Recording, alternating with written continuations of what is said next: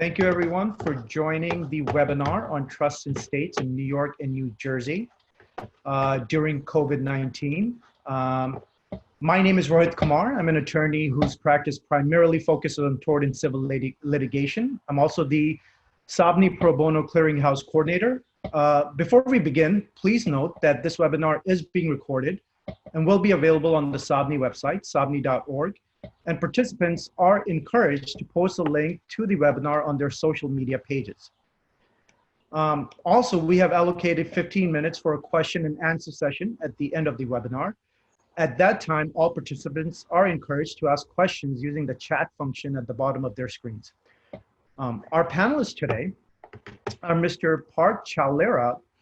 Mr. Chowlera is an associate of Greenfield, Stein, and Senior, where he concentrates in state and trust administration and litigation and fiduciary accountings. He's a former SABANY president and currently serves on the executive committee of the Trusts and States section of the New York State Bar Association.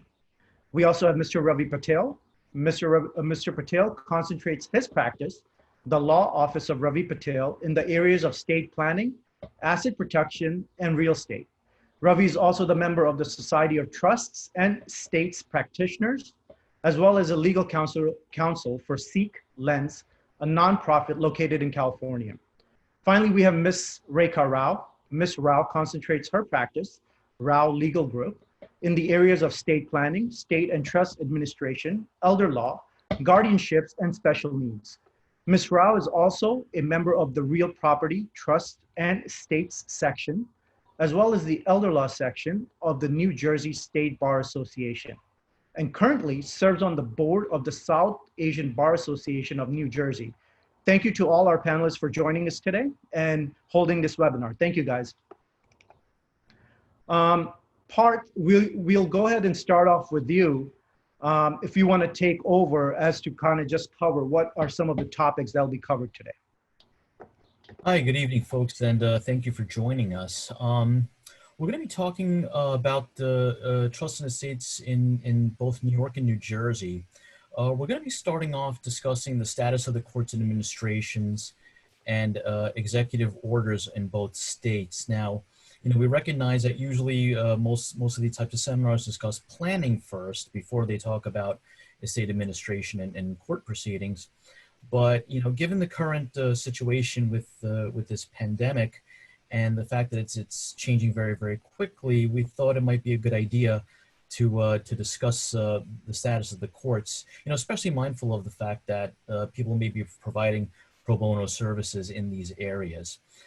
Later on, we'll be discussing planning topics such as wills, revocable trusts, and taxes, guardianships, and healthcare documents. We'll be discussing those a little bit more in depth. So let's get right on to it. I'll be discussing primarily with the status of the New York courts during this time. So as some of you may know, the status of the New York courts is this, that filings are pretty limited. That's the general rule with many exceptions. At this point, courts are only handling essential matters. And in Administrative Order 7820, the term essential matters is defined, and certain matters that fall within it are deemed automatically as essential, and the courts will entertain them. When it comes to the affairs of a decedent for an estate, basically you're in surrogate's court.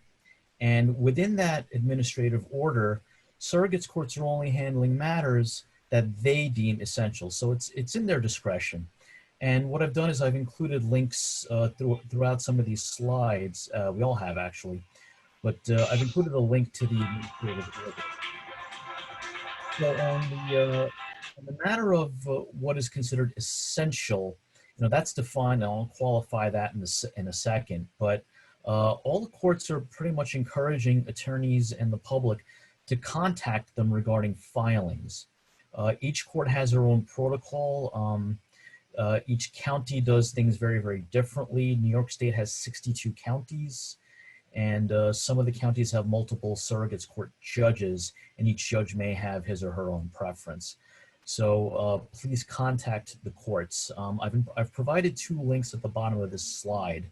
Surrogates courts located within the city of New York and also for the counties outside New York City. And also with regards to essential filings, now effective this past Monday, May 18th, the Surrogates Court has defined as essential any matters where the cause of death was related to COVID-19. So if somebody passes away due to COVID-19 related causes, then it's deemed essential and the court will entertain the application. I've included a note that this really applies at this point only to uncontested estates.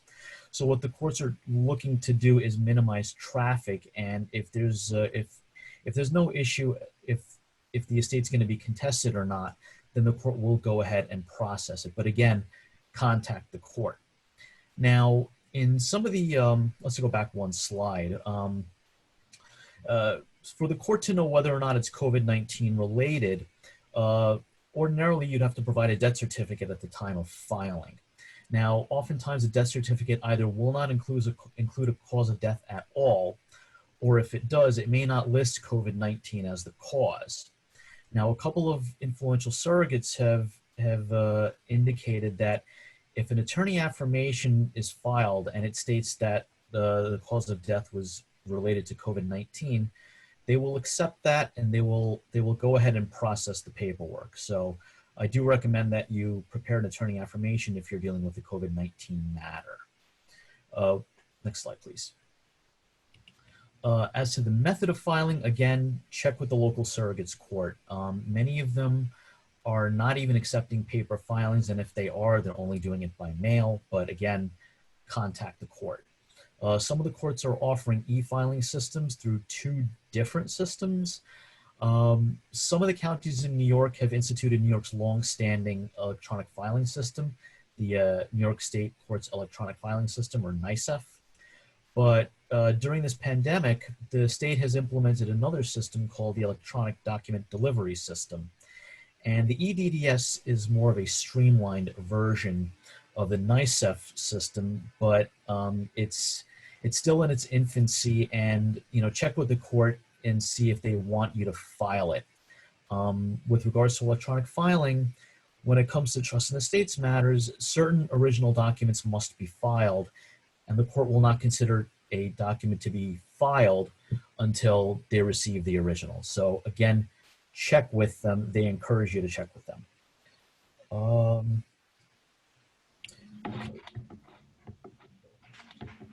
So I provided a brief summary slide. If it's COVID-19 related, it's automatically essential. If it's not, then the filing is more or less within the court's discretion. Although the chief judge, after I prepared these slides, the chief judge yesterday sent out a memo stating that effective Monday, May 25th, that certain matters are eligible to be filed through the NYSEF system. So stay tuned for that. So that pretty much sums up the status of the New York courts at this point. So, so Parth, how are wills executed in New York during this pandemic? Good question. So right now, in a subsequent slide, I'm giving you the statutory language for the execution of wills in New York State. It's governed by EPTL 3-2.1. So this and the next two slides cover, it's basically the flush language of the statute. And what I'm going to do is I'll highlight at a couple of points what, what is pertinent here. So it also might be helpful to know what ordinarily happens versus what happens now. So in a usual situation, when folks gather at an attorney's office to sign a will, the person whose will it is, known as the testator, people will gather. The testator will sign the will in front of at least two witnesses, and then the witnesses will then sign the will. There's a little clause in the will known as an attestation clause. That's where the witnesses will sign and state their addresses, and they will state that the will was signed in their presence. Now keep that word in mind, presence. You're going to see it a few times throughout the statutory scheme. So once the witnesses sign that attestation clause, they will then sign an affidavit that will get notarized. Keep that in the back of the mind. We'll be talking about that affidavit in a few minutes. Let's go to the next slide. So in the next slide, you'll see where I've bolded and underlined the words in sections A2 and A4. The signature of the testator shall be affixed to the will in the presence of each of the attesting witnesses. And in A4, both the attesting testator's signature as acknowledged in their presence. So basically this assumes that everybody is physically together and in close proximity. Now in this age of social distancing, that's not necessarily possible. So now let's go back to the next slide. Let's go forward to the next next slide, where I show you the attestation clause. And again, you see that language in our presence together. So since there's a question of social distancing, you know, how are wills executed? On the next slide, I'm giving you the language for Executive Order 202.14, and that was issued on April 7th, and it provides the authorization to use audio-video technology under certain circumstances for the witnessing of certain documents, including wills. So I've given you a brief excerpt here, and in the next slide, there are the conditions. There are 5 bullet points that I want to highlight for you. If you follow these steps, and then a will can be executed using audio-video technology. You'll notice off the bat, it's got to be a live transmission. It cannot be pre-recorded or post-recorded. It has to allow for direct two-way interaction between the testator and the witnesses. The testator has to provide a photo ID during the situation, you know, during the execution. And once the testator signs the will, it must be electronically transmitted to the witnesses, either by fax, remember those, or you know, scan email. But by some sort of electronic means, it's got to be a legible copy. Then what happens is the witnesses will print it out, sign it, transmit it back, and then at that point, the will is executed. However, the last prong is an important one. The original has to be sent to the witnesses, then the witnesses must re-sign and send it back. And that way it's a full original. And why the last prong? Good question. The original, you know, you're thinking that because, you know, this has been countersigned, it's a valid document. Well, when wills are filed with the New York State Surrogates Courts, the courts insist that an original be produced. And all signatures have to be originals. Otherwise, the court may have questions regarding entertaining it, and, you know, we can spend hours discussing that question. But for a will to be offered for probate, it's got to be a fully executed original. So let's go to the next slide. There we go. So you'll see in sections A2 and A4, we discuss presence. If you comply with Executive Order 202.14, then you'll see that the presence can now be virtual. So they're pretty much alluding to audio-video technology as virtual presence, you know, during this time. In the next slide, you'll see that 202.14 applies to other documents as well, such as the healthcare proxy, appointment of an agent to control disposition of remains, instruments affecting real property, statutory gifts rider, and the execution, amendment, and revocation of lifetime trusts. And a quick question, Parth. Why is the power of attorney not included? The power of attorney itself is not included because the statutory short form does not require witnesses. It only needs to be notarized for it to be valid. It does not require witnesses. The statutory gifts rider allows somebody to make gifts on behalf of another, and for that gift rider, that document has to be executed. So therefore, Governor Cuomo decided to include that as part of this executive order. Okay. So Now, so for some litigation perspectives, remember that attestation clause we saw earlier, right?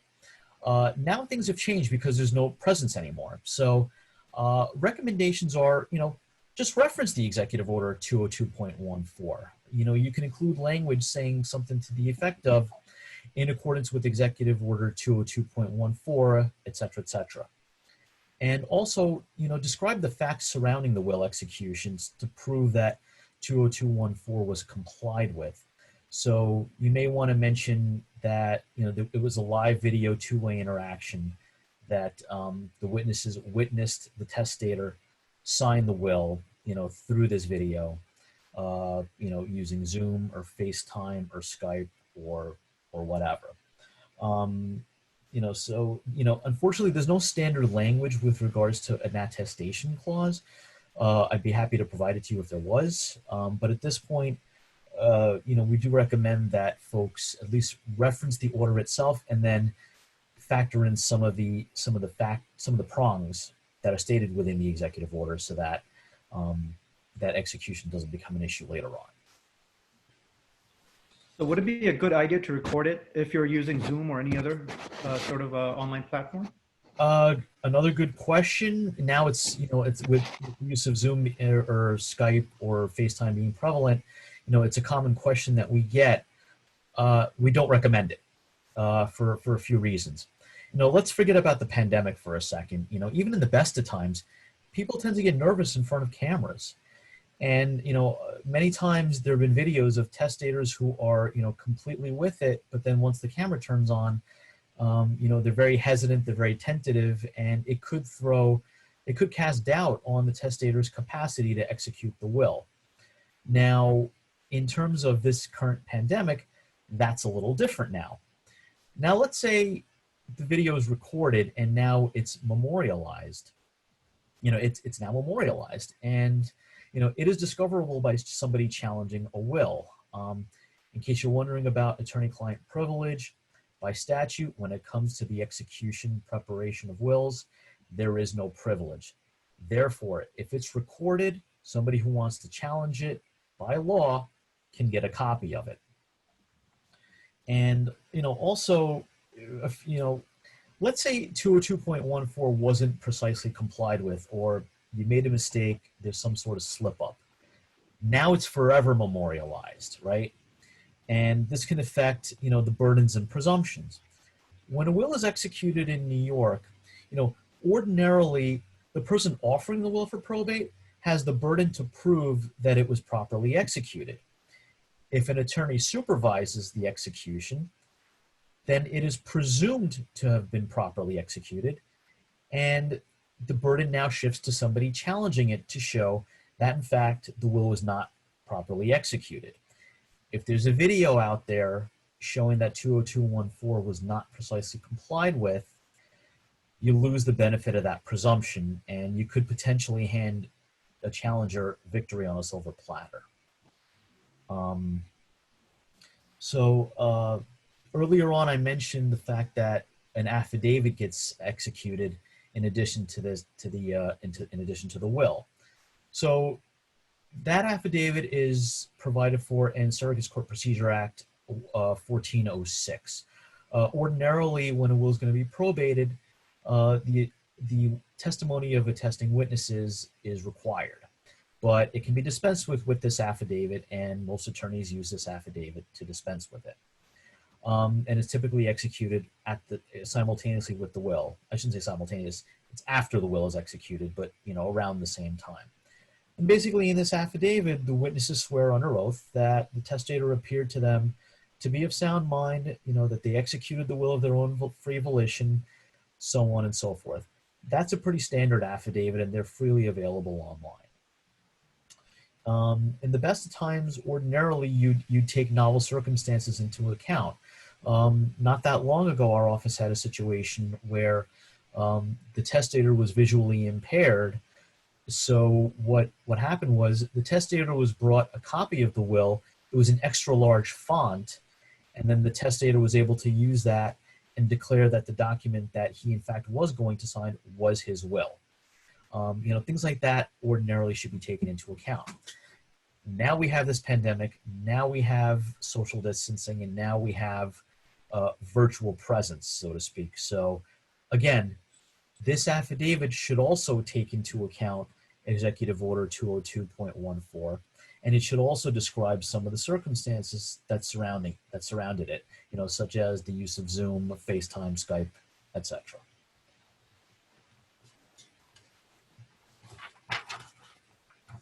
And the next question you may ask is, well, this executive order only refers to the witnessing of documents. It doesn't refer to the notarization of documents.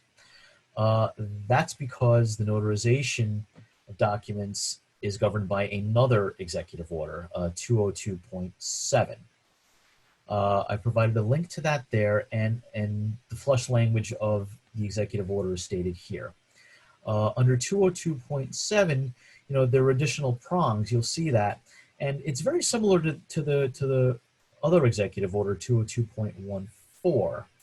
And again, one thing I will flag for you in this particular executive order. Let's go forward to one slide, please. One prong that I'll flag, if you look at the middle prong, the affiant must represent that he or she is physically situated within the state of New York. What we're seeing is that both parties, both the notary and the affiant, must be physically located within the state of New York for the use of 202.7 to apply. So what I've done on the next slide is I've included a little summary of what will execution, the attestation, and affidavits of attesting witnesses ordinarily encounter under usual circumstances, and then what they are under this current situation with the pandemic. So I've listed both the statutes and, where applicable, the correct executive order. On the next couple of slides, I've included some other considerations for practical tips. I am out of time, but please read them. And if you have any questions, please feel free to reach out and let me know. But we've kind of designed this in a way that you can, once this webinar is done, you can download the document and you can either hyperlink to these executive orders to read them again or use them for future reference. And with that, I will turn it over to Rekha for some information regarding. Thanks. Thank you. Thank you, Parth. So my job is actually a lot easier because I'm dealing with the estate administration from the New Jersey side. And interestingly, New Jersey doesn't have all of the nuances that New York has. So it makes it easier for the presentation purposes. But just when you think about the challenges, it actually is a little bit more challenging.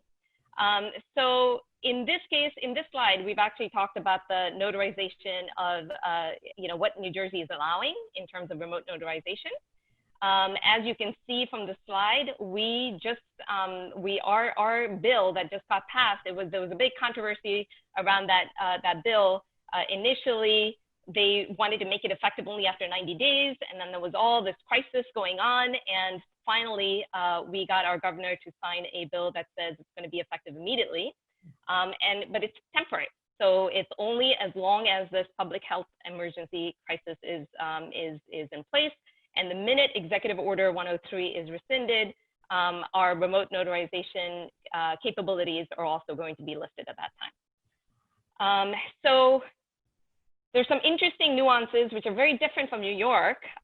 In New Jersey, we have a few conditions for how the remote notarization has to take place. Obviously, it has to be live, interactive. Parth mentioned Skype, FaceTime, Zoom. We can do all of that. There's a lot of requirements on the identity proofing. So there's information on how the notaries need to gather the identity of the person. They've even included biometrics and things like that, but there's really 7 steps that the notary has to do. Many of this is what they do anyways, but now there's a little bit more to accommodate the remote notarization. So obviously these 7 steps you can see on the screen. Step number 4 is where the certificate must indicate that the act was performed remotely and using the communication. Also, they allow for the principal to sign, email, fax, etc. And then we have this, this situation where the notary has to then keep it on record for 10 years.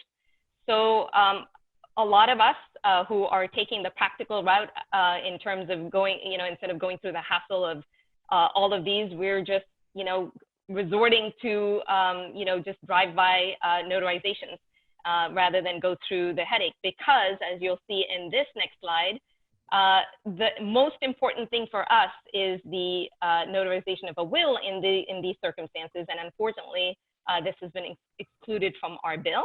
And so for the challenges for people who are already hit with the virus, how do they, you know, how do they even go about getting their wills signed because they can't do it remotely? From our standpoint, we're now using some creative strategies for people who are just looking to getting their wills done. We'll talk about that in a little bit. But let me address some of the procedures that we go through in New Jersey. And again, as you noticed from Parth's presentation, most of his had to deal with how the will was going to be remotely notarized. In our case, ours are simplified to some extent because we really don't have the ability to do too much of will signing. In terms of just the court procedure, they've relaxed some of the requirements for the original signatures. They are permitting things by email. There used to be times when we would call up the court and they would be like, nope, we can't give you our email, or we can't allow you to send anything by email. Now you see a sense of, you know, people are a little bit more relaxed. They're telling us to send it by email. As in New York, our work is also through the surrogate's office. And so with the surrogate's requirements, as Parth mentioned in New York, the physical documents are necessary. So for the death certificate, for example, the will, those have to be in the original form.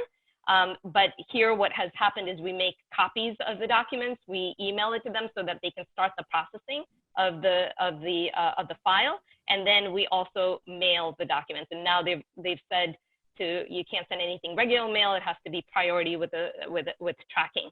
And there's literally a box in front of it. And again, each county works differently, but Middlesex and Mercer, where I primarily work through, they have said that, you know, there's a box, the mail goes into that box, they don't touch it for a little while, and then they actually handle it after.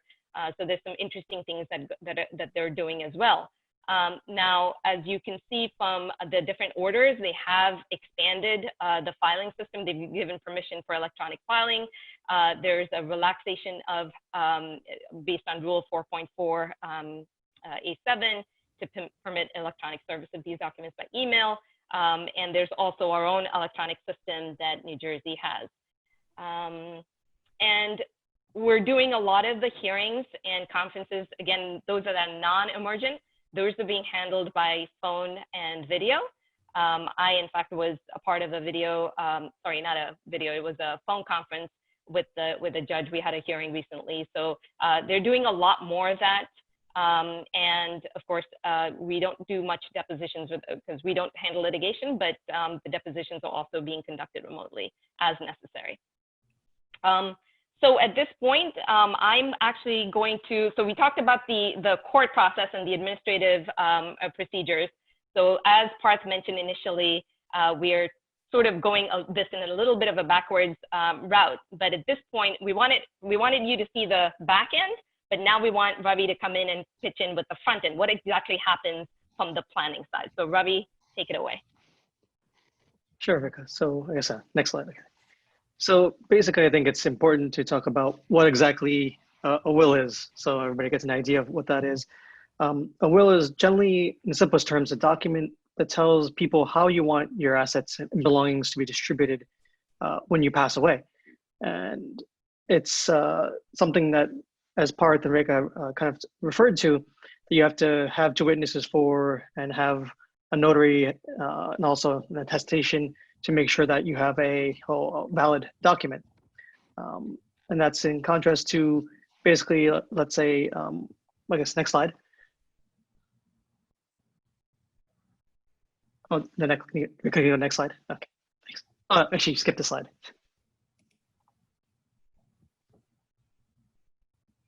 There we go.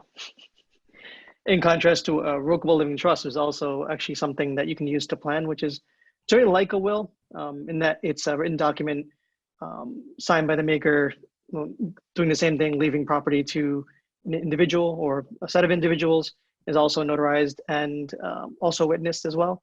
And basically, these are the things that you kind of work with. The will is more relevant, at least to the process of the court, because it's actually submitted to probate, where you submit to the court, it becomes part of public record, and the judge issues testamentary letters to basically give people authority to distribute the property as needed according to the document.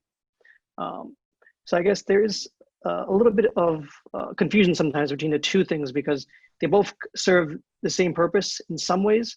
So I guess we'll talk about the wills versus the revocable living trusts, and that will give you a clear idea of what exactly each one is. So on the one hand, you have the will, which once you get it notarized, you're finished, and you don't have to do anything else until the person passes away. And then once someone passes away, the family member that's appointed an executor takes it to court and submits it for probate, which is in contrast to irrevocable living trusts, which you put together and it comes into place as soon as you finish doing everything in terms of signing it and funding it.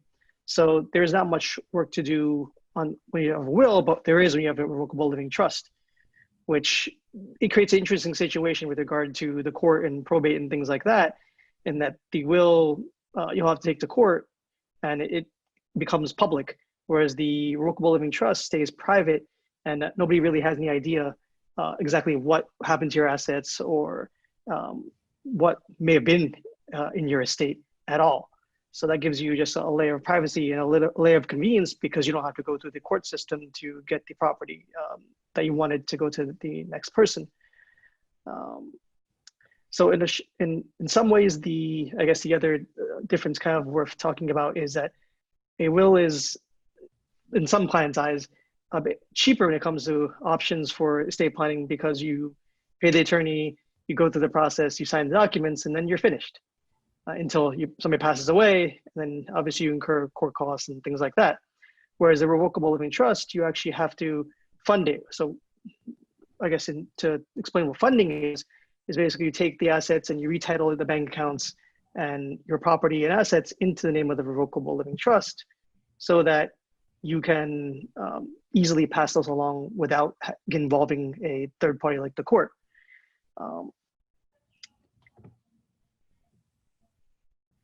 And I guess there's a lot of variability, I guess, when people are talking about which one to choose, one versus the other. But it's very kind of specific to a client and their individual circumstances, because each one has its strengths in terms of privacy and cost and expediency in managing kind of passing the assets on to your beneficiaries. So I think it's something you'd have to discuss with an attorney to kind of see where your individual situation fits into either one of these devices to pass along the property. I guess it's like I said, it's also the cliche really applies here in the sense that you don't know what you don't know. So if you don't consult an attorney, really, it's hard to figure out which one to use to take care of your property and shepherd it to the next generation.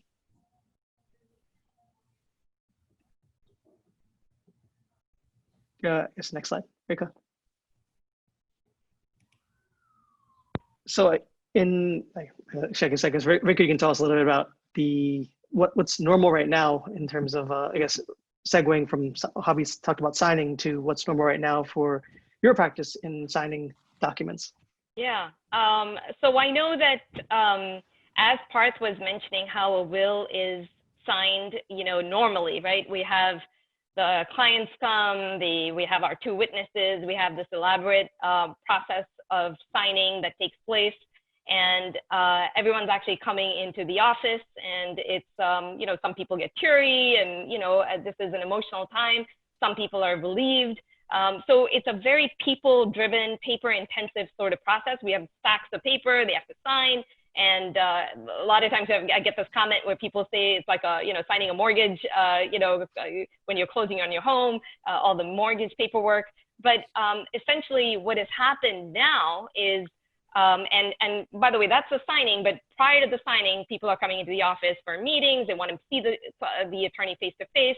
And then we do the design session where we're talking about, how they want the assets to pass to their family. So that's a very in-person type of a meeting as well.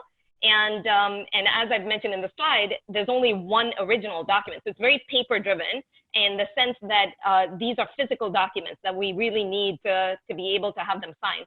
So what we've done in the office, because of the whole issue with prohibition of the signing of the wills remotely, we actually do our parking lot signing. So we have our clients drive up to our parking spot. We have our two witnesses driving their cars. They're sitting in their cars, and I'm in a car next to the witnesses.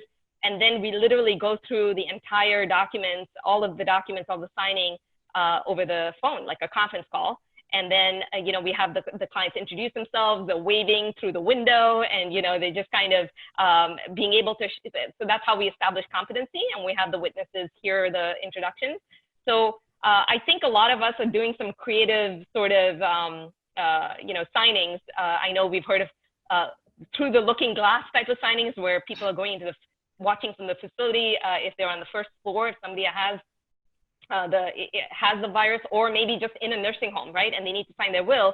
We've actually had attorneys watch them through the outside window, and the nurses serve as witnesses. So there's all sorts of things that are happening in New Jersey, which, interestingly, New York has eliminated. Ravi, what do you do for your will signings? Are you doing something similar? Well, I think I guess for me, there's two aspects of this. There's the one aspect which Parth kind of talked about when it came to notaries for documents, which for revocable living trusts, at least, we're doing deeds and things like that, which you can use a remote notary for, and that works in New York.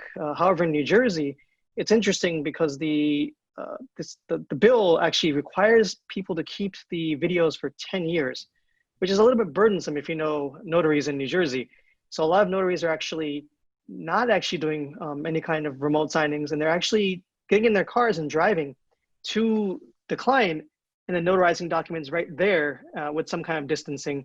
I've actually myself have gone and done a will signing at somebody's house with them sitting on the porch and their witnesses being some distance away, and you kind of run documents with a mask on and gloves between the parties to kind of get everything signed and done. And this is, I guess, a new level of service that clients are asking for, especially people who are physicians who don't have much time when they're not in the hospital and they're coming home. They're like, well, I have this window of 2 hours. Can you come and sign these things so I can have something in place before I go and fight this virus and maybe even contract it? And some of my clients actually, unfortunately, have contracted it and have been quarantined at home. So it's good that they finished it before that happened and not during that whole contagious phase of things. I was going to add in New York, my office doesn't do any will drafting or any estate planning, but, from what I've seen from colleagues, that's exactly what they're describing, either through the looking glass or, drive-through signings, because even though even the New York's executive orders have authorized, remote execution and remote notarization, many attorneys, they'd rather just, do drive-through signings. I think it's a liability issue, right? Because we're all kind of concerned what's going to happen down the road if things were not if you don't follow exactly what the order says, are you going to be held liable? And I think notaries are also feeling the burden of that. So sometimes it's just easier to just drive and have them come and do what we're doing, have them come to the office.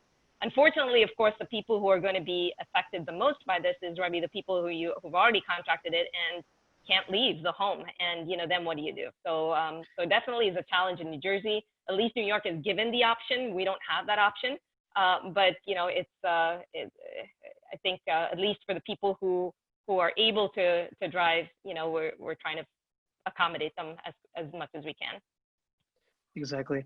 I think one other noteworthy difference actually is that we also in New Jersey, attorneys can actually be notaries without having to go and do all the formalities, whereas in New York, you don't have that luxury. So you actually have to find a notary who's willing to go and do all this stuff. Right. So Ravi, what are like the different state taxes in New York and New Jersey? So I guess there is no estate tax to speak of in New Jersey. There is, however, inheritance tax, And in New York, there is actually an estate tax which applies to estates over 5.85 million who die basically between January 1st of this year and January 1st of next year. Now, Parth, tell us about the New York estate tax. It's exactly what it sounds like. Basically what New York State does is they take a look at any person's assets, and if they exceed 5.85 million in the year and they pass away in the year 2020, and if after taking into account any deductions or whatever, if it's still over that amount, New York imposes a tax. What's interesting is that there's also a federal estate tax, which is in excess of $11 million. But unlike the federal system, in the federal system, if you're a dollar over the threshold, the tax is imposed on that dollar. But in New York, we have what's called the cliff. And if you're a dollar over the 5.85 million, then you're taxed on the whole 5.85 million. So I'm kind of simplifying a little bit. There's a bit of a soft landing, but for our intents and purposes, if you're a dollar over, then taxes imposed on the entire 5.85 million, which New Jersey no longer has an estate tax. Which it's New York, affectionately people call it the cliff tax, because That's you go exactly $1 right. over, you fall over. Well, That's it's also interesting. You look at this table; it's so complicated trying to figure out how much you're actually paying, because of the idea that you fall off a cliff, and figuring out the effective tax rate actually would be like crunching numbers basically to figure out what it is you're actually paying. Whereas the federal, I think what Parv said, it's just a number. It was like 40% basically, so it's flat. It's not really anything. There's no really guesswork or any math that is required there. But when it comes to New Jersey, we have a different kind of scheme in the sense that we have an inheritance tax, which applies to basically certain class of beneficiaries, which you see on your screen. There's Class A beneficiaries to which inheritance tax does not apply, which includes some spouses, parents, children, and grandchildren. Basically, lineal descendants are not included in this. And then there's Class C beneficiaries, which includes brothers, sisters, and children-in-law. Funny term this is, children-in-law. It's you basically your children's spouses. And they're subject to the inheritance tax once you exceed the exemption of $25,000. And finally, you have, at least as far as people, you have nieces, nephews, aunts, uncles, friends, and non-relatives who are subject to the inheritance tax. As far as charitable institutions, they're exempt. So you don't have to worry about that if you're leaving it to your church, synagogue, or temple or gurdwara. And so this page basically shows you the inheritance tax. Again, not exactly so straightforward, depending on what class you fall into and what percentage applies to you. It's kind of a little bit of math to figure out exactly what the effective rate is on your estate. So bottom line is, guys, if you don't have a spouse and kids, don't die in New Jersey, because this is not but if for everybody else, I only half jokingly say this is actually a good place to die now, because we don't have an estate tax. Okay. So Ravi, did you want to say more on this? No, I think we're good on that. Good. So I know that we are kind of running out of time. It's already 6:51. So I'm going to spend just very quickly, I'm just going to touch upon just guardianships, because they're sort of relevant to what the overall discussion about the environment is right now in terms of incapacity. So really, a guardianship is when someone is incapacitated, unable to manage their affairs, and they don't have their documents in place, their estate plan in place. An estate plan typically is a will or a revocable trust and powers of attorney. So if they don't have that in place, the only way for someone to act on their behalf is to go ahead and file for a guardianship. So this is a declaration of incapacity and appointment of a guardian procedure. It's done by verified complaint in order to show cause. It's expensive, it's time intensive, it doesn't happen quickly. And so for families who don't have powers of attorney in place, this is unfortunately the resort that they have to go through. And it's, as you can see from the slide, you need 2 doctors to to attest to the fact that you're incapacitated, and then you have a hearing. A court-appointed attorney is appointed so that they can do some investigation. So that's the normal process. There has been some relaxation of the rules during this time. They've had the ability for court-appointed attorneys to do their investigations through phone, and there's a service requirement to the we call them the AIP, the alleged incapacitated person, because they're alleged incapacitated until they're established as incapacitated. So they get serviced. That can now be read aloud to them, and so there's some relaxations, but bottom line is, I think Ravi and I will talk about the importance of getting your powers of attorney in place, because that can avoid all of this. I'll just chime in briefly on the New York side. Guardianships in New York are governed by Mental Hygiene Law, Article 81, and the requirements are almost identical as to what they are in New Jersey. But as far as I'm aware, there's not been any relaxation of any of the rules regarding that. But and I think the one thing I'll add to this is that I think for guardianship lease of property, if you have a revocable living trust in place and you have the provisions in there to allow a trustee to basically take over, custody of your property, that does give you some flexibility and at least in some way to avoid the costs and the time and the resources that you're going to have to put towards a guardianship proceeding to take care of property. So that's an advantage. That is actually so true. I mean, we've always looked at New Jersey as a probate-friendly state, and and attorneys have encouraged wills as far, most of the time. But I would say that based on everything that is happening now, I completely agree with Ravi in that a revocable trust is so much easier once you get stuff in there and once it's funded. So the assets have to be put into the trust. As long as that's being done, then you have the trustee in place. Everything can be smooth, seamless, even during incapacity, and then especially upon death. So I think that revocable trusts are gaining more popularity in New Jersey. All right, so I know this is this is something that is of importance to us as estate planners, because and from Parth's side in terms of litigation. So Parth, any war stories on online wills and what you've seen in your office? It's funny. A couple of years ago, in the span of maybe 6 weeks, we had 3 LegalZoom wills come into the office, all of which were litigated. I'll give one story. It was this gentleman who came to he immigrated from another country back in the 1960s, worked very, very hard over the years, assembled enough money, and he bought some property. One of his properties was a small residential building in Manhattan. And then when he passed away, he did his will off of LegalZoom, and sure enough, everybody was coming out of the woodworks trying to fight it off, and we were in the position of defending it. And one of the issues that came out was, it's a very specific issue regarding the administration of the estate. It was basically trying to figure out how much each individual was entitled to receive, because the will left, certain amounts to certain people, $25,000 to John Doe, $25,000 to Jane Doe. But there was a little bit of a problem. The LegalZoom will did not factor into account the potential that there might be estate taxes due.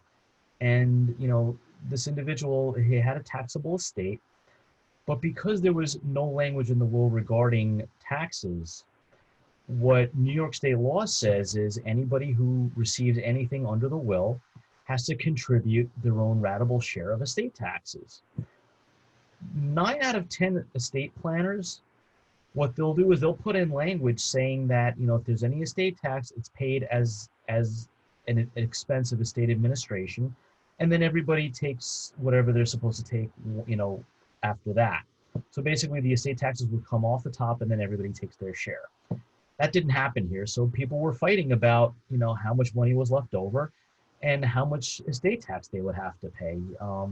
It could have gotten long and drawn out, but then eventually all the sides settled, and we were able to, for the most part, make everybody happy. But if you'd gone to a competent attorney like Ravi or Rekha, this would not have happened. But I'm reminded of the case where when New Jersey had an estate tax, and technically it can still apply. Well, no, not really, because this was a life insurance. It was $1 million life insurance where our testator had his girlfriend be the beneficiary of his life insurance, and the estate, whatever it was, I think 2 million, 2.5 million, the rest of it went to his wife and his kids. Now, when come time for estate taxes, at that time, life insurance, it comes back into the estate for estate tax purposes. Wife was handed with a bill for the estate taxes, and lo and behold, the girlfriend got away with $1 million tax-free, right? So wow. it was one of those unfortunate, again, maybe that was what he intended, but if you go to a proper planner, if you do things on LegalZoom, you're not thinking about those kind of issues that could come up. And one other war story that I had is somebody left out a remote beneficiary provision in their LegalZoom will. So old lady left everything to her sister. By the time she died, her sister already died. So now what happens, right? She had wanted everything to go to charity, but she had left that provision out in the will, and the charity didn't get anything, and then her estate had to go into like this disputed mess. So that's that. I know, Ravi, Quickly, you... what would you guys say to someone who says, you know what, LegalZoom is just a lot faster? In the current environment, in the current, what we're dealing with, is just a lot faster. How do you kind of, convey to those individuals that, maybe expediting documents isn't necessarily the best thing? Well, faster isn't better, I think, is the one thing. I think to think about it. I think what you go to an attorney for is to think about the situation and advise you. I think the situations Parth and Rekha kind of mentioned are two great situations to talk about. And I think the legal situations also are important to mention, because the law has certain exemptions. Let's say, for example, in New Jersey, we have a spousal election that you can elect against the estate if you try to inherit or disinherit, let's say, a spouse or somebody else in that whole category, and you might have a result that you didn't actually even intend. And you don't want. You have children who are getting property that you had no intention of giving property at all, just by default. Yeah, and I always say, you know what you know what you don't know. It's what you don't know that you don't know is where it comes back to bite you, right? So Right. It really is something that, yes, under these circumstances, things are a little bit more, emergent, and things need to be done quickly. And for that, we have actually implemented processes depending on who the client is. Obviously all of us are trying to do right by our clients. So if it need be where we have to do something quickly, we'll bend over backwards to do it. But at least consult with an attorney to see if, what you're doing, get the education first before you decide to embark on that journey of doing it on your own. Right. With an estate. Oh, okay. I was just going to say, if you're going to an attorney to execute a will and the attorney supervises the execution, as I mentioned earlier, you get the benefit of the presumption that it was properly executed. But now with the LegalZoom will, number one, you lose that presumption, and God forbid anything were to happen to you, who's ever presenting the will for probate now has the task of affirmatively proving that the statutory requirements were met. Should we open up for questions to all the participants who have joined us? Sure. I think we'll skip this part of this last slide. I think this was just something where it was important for us to convey that incapacity documents are just as important in this current situation, but I think people can see that on the slide. So yeah. Go ahead, Bryce. Yeah, if anyone has a questions, feel free to use the chat section.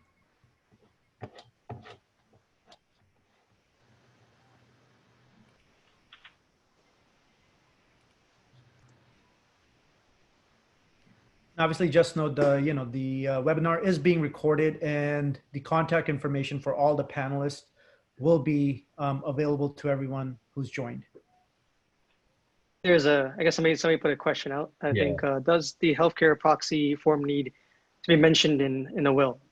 I think, no, my answer to that would be no, you wouldn't need to mention it in a will. You would have to make sure that you do have one and that it's witnessed and signed appropriately according to what state you're in. And Right, and I'll also state the obvious. The healthcare proxy only applies when a person's alive, and the will can only be operative, once it's admitted to probate, and that won't happen until somebody passes away. dead. And in fact, I want to just add that this happens to me a lot, where clients come to me and say, we've got a will done. And for me, I think that if you just have your will and you don't have your powers of attorney in place, you're not accounting for one half of what could happen, which is you could be incapacitated and not be able to make decisions. So I think a good estate plan consists of all three documents, either a will or a trust, a financial power of attorney, and a healthcare power of attorney. I mean, living will too, or in New Jersey, actually, when people start looking at this stuff online, it's actually, New Jersey has a different term for it, advanced healthcare directive, which includes both the living will and the healthcare proxy, just in case people are Googling around, because I know people have a tendency to do that. A lot of people would think a living will is a last will and testament. So that hopefully your slide here explains that. Or revocable living trust also, some people have said. Oh, really? One thing I'll state for New York, as is correctly noted, that living will, is not authorized by statute, but New York, what's authorized by statute is a healthcare proxy, and the agent under a healthcare proxy is required to follow the wishes of the healthcare principal. But the question becomes, and there has to be clear, convincing evidence of what the person would have wanted if they could make their own healthcare decisions. So the living will serves as the clear and convincing evidence. Now, I understand that there's a bill in the New York State Legislature to authorize by statute the living will, but as of right now, the living will only serves as clear and convincing evidence of what the person would have wanted had they been able to make their own healthcare decisions.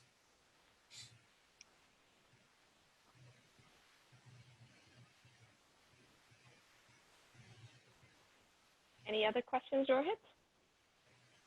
I don't see any other questions.